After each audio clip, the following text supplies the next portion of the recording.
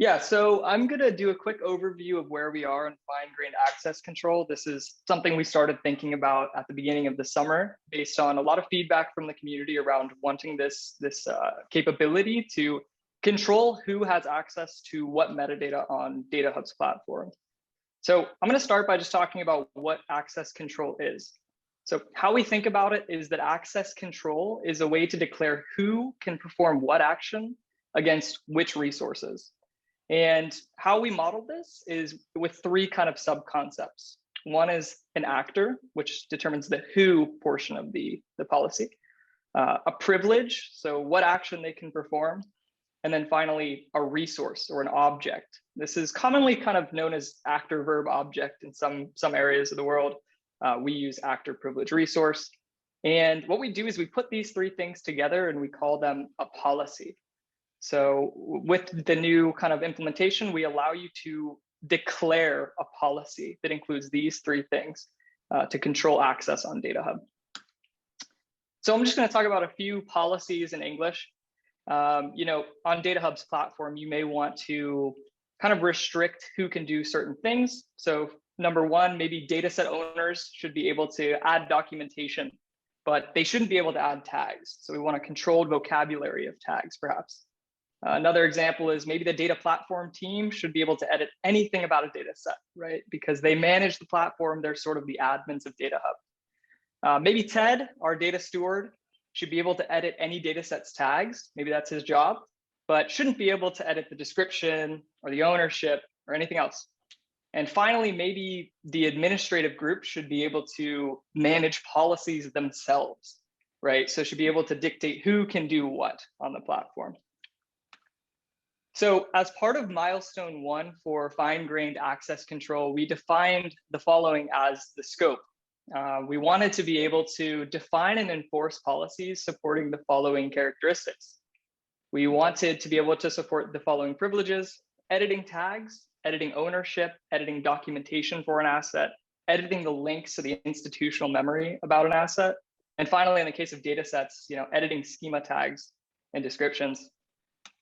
We wanted to apply these policies to resources at two levels. So one is based on the resource type. So imagine, dataset assets or dashboards or charts, as well as the resource identity level. So to be able to call out a particular dataset or a particular chart and apply fine-grained access control against that asset individually.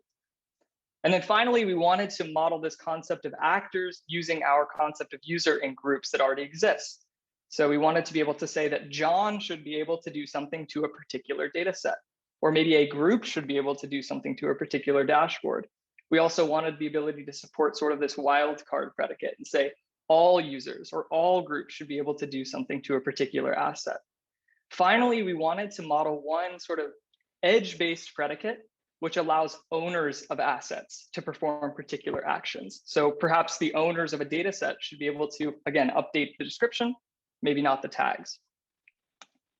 So now I'm going to go into a demo of the Milestone 1 implementation of policies based on what we just talked about. So I'm going to go over here to DataHub, and right off the bat, I'm just going to, this is the default deployment of the new policies world.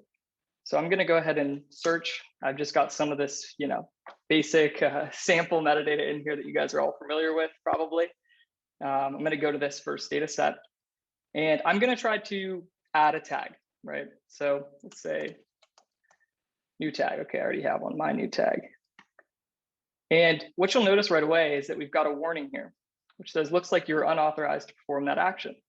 So why would that be? Well, that's because we haven't defined any policies yet.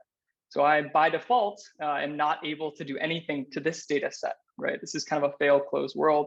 So what we're going to do is we're going to open up this new panel on the left side here. And we're going to see a few different admin level controls. We're going to go to this policies tab, which is where we can construct policies. And you'll see that currently we have no policies. So that probably explains why I can't do anything. So I'm going to click this new policy button to add a new policy. And what you're going to see here is a workflow that really roughly models that policy structure that I had talked about previously, actor, object, privilege. So I'm going to start by giving my policy a name. And I'm going to actually use the example from the slides. I'm going to say data sets owners documentation policy, right? So basically I want to say that owners can update documentation, but that's it about a particular data set. So next I'm going to choose the type of the policy. There are two types today. One is a platform policy, which is really about who can do things at the administrative level on the platform, like who can edit policies or who can view the analytics, for example. The second type is a metadata policy, and that dictates who can do what to a particular data asset or metadata asset on the platform. So I'm going to go ahead and choose metadata because I'm trying to edit the policy for data sets. Finally, I'm going to give it a description, say, only owners should be allowed, or sorry, let's actually say owners should be allowed to edit docs. That's it. Then I'm going to hit next, and I'm going to choose the asset type that I want to apply the policy to. So in this case, it's going to be data sets. I'm going to choose that. And then I'm going to choose the asset that I want this policy to apply to. So I can either search for a particular asset, right? Or I can just say all data sets, right? Because this should apply to all data sets. And then finally, I can select a set of privileges. So I'm going to go ahead and say, edit documentation. And that's the only privilege I want to allow. Finally, we get to the third final screen where we can say who can actually do this. And you'll see right away, there's three kind of options here. We can either call out users specifically. So I can say DataHub user or John Doe or whatever. We can call out groups, or we can say owners, right? So this is that edge-based predicate. Finally, I'm just going to save this. And now you see I have a new policy, right? You can see it's in an active state, which means it should apply. So I'm going to go ahead and go back to the data sets. As you'll notice, like this actually isn't owned by me. I'm logged in as DataHub. So I'm going to go to the second data set, which is owned by me. And I'm going to attempt to update the documentation, my new documentation. And you'll see I was able to update it. Great, awesome. So let's actually back out here. And let's try to update a data set's documentation that I don't own, right? So I don't own this one. I'm going to come in here and say, hey, I want to update. Oops, looks like I'm unauthorized to perform that. And that's because the policy doesn't allow me to do that. So I'm going to go back and I'm going to open up this policy again. I'm going to take a look at what it says. And I'm actually just going to deactivate it because, actually I want to revoke this policy. So I'm going to go ahead and click deactivate. And you'll see that this policy is now in an inactive state. So if I go back to that Hive data set, which I updated previously, see if I can do it now. I just want to clear what I added. You'll see that I'm unauthorized to perform that. It's because the policy has been deactivated. So that's the first kind of policy, the ownership-based policy. The second one I'll add is sort of a point policy. And that's where a particular user should be able to do something on the platform. So I'm going to go ahead and say that DataHub, this user that I'm logged in as, add tags to specific data set, right? So this is that point lookup use case. So I'm going to go ahead and just skip adding a description. I'm going to again choose data sets. And in this case, I'm going to actually look up a particular data set. So I want to say that I should be able to update the HDFS data set, or maybe the Kafka one as well. So I'll select two of them. And then finally, I'll select a privilege, in this case, editing tags. And then I will just find myself, DataHub, and I'll save it. And you can see we've got the new policy. It's in the active state. So now I should be able to update the tags for this HDFS one, which I wasn't able to update in the initial case. So let's say my new tag again. See if I can add it.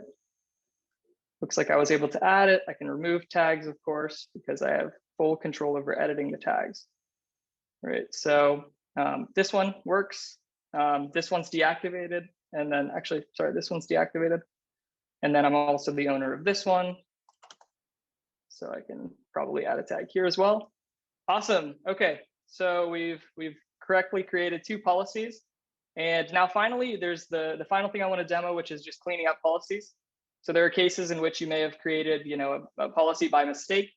What you can do there is you can actually just come in, delete the policy, right? Delete the policy, and we're back to state 0. So this is, in a nutshell, what policy management and role fine-grained access control will look like on DataHub. This is the MVP, all of those privileges, the assets you saw, both metadata privileges as well as the platform privileges will be supported. Basic platform privileges, including managing policies, managing analytics, things like that. Eventually, that'll be extended to include things like managing users and groups. So adding groups, deleting groups, things like that. So pretty happy about how this turned out. Looking for feedback from the community. We will have, a global on-off switch here, which I'll talk about shortly when I get back into the demo or the slides here. But let's go ahead and continue here. John, there is one question about who can even edit policies, like who has admin privileges on even the ability to add or create policies? Yeah, so we model the ability to manage policies as a platform privilege, right? And so by default, DataHub will ship or launch with a set of sort of immutable policies. And those immutable policies will grant the ability to manage policies, to manage analytics to that core super user, which is DataHub today. So when you launch a fresh instance of DataHub, that DataHub user will have all privileges on the platform. And that'll be sort of the jump off point from which you can create additional policies. So you can add, your data platform team to be able to manage policies themselves and do everything. So that's kind of that model. We have sort of this seed root node, which can then kind of replicate itself, I guess. Cool. So I'm just going to quickly talk about the implementation, like what's going on here. Recently we moved our GraphQL API to the metadata service. So that's actually where a lot of this is kind of occurring. So what happens when a request comes in is, it goes through DataHub frontend, which is now just sort of our UI server, a web server that serves resources as well as proxies to the API. That'll go ahead and proxy back to the metadata service, which is commonly known as GMS. And at that GraphQL layer, we have what's called an authorizer.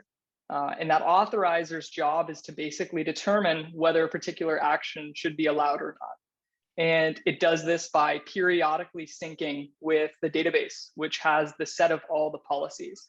There's kind of two cases in which it syncs. So one is on a cadence. So you can configure it to be syncing every 2 minutes, 5 minutes, 10 minutes, whatever you'd like. By default, it's at 2 minutes, as well as when the cache becomes stale. So if you add a policy or edit a policy state, as you saw in this demo, we will actually go and refetch the cache and reboot the cache.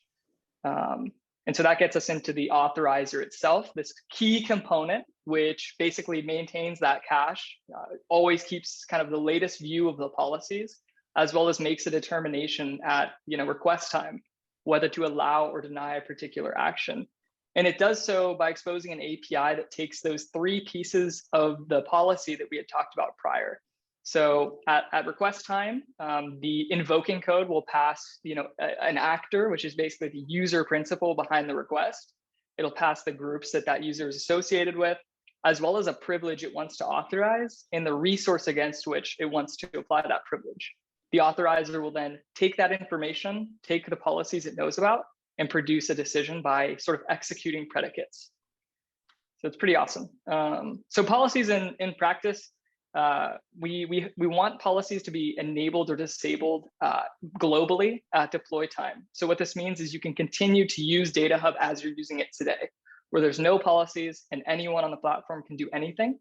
We wouldn't recommend that. We would recommend you actually do start using the policies because I think they'll be very, very helpful to make sure that metadata stays clean. But by default, again, DataHub will be that super user, which will be seeded with irrevocable kind of immutable policies that say that it can do anything.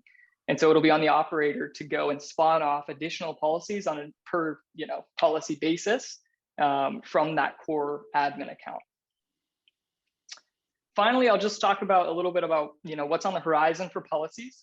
So after we get this kind of first code pass done, we want to release a policies v1 usage guide that'll talk about how you create policies, how you manage them. Hopefully it's self-explanatory, but I think it'll still be pretty helpful to have something accompanying a feature this big. We'll also look at supporting additional predicate types, especially on the resource itself. So we've gotten requests to have things like domain-based matching. So once we model domains in the resource type, being able to match on that, as well as sort of data platform or data source-based matching. So to be able to create a policy where maybe all data sets within a particular MySQL instance should be managed by someone. And then in the long term, we want to kind of consider the utility of a role-based actor predicate. So as you saw, there's mainly users and groups which are able to do different things. We have had some requests from a few folks that this layer of indirection, which is commonly called a role, would be perhaps useful. So we're actually looking for feedback from the community and direction from the community to understand whether that's a requirement that really is something we need to take into account here with the system. So that's pretty much it. Thanks, guys. I will hand it back to Shashanka.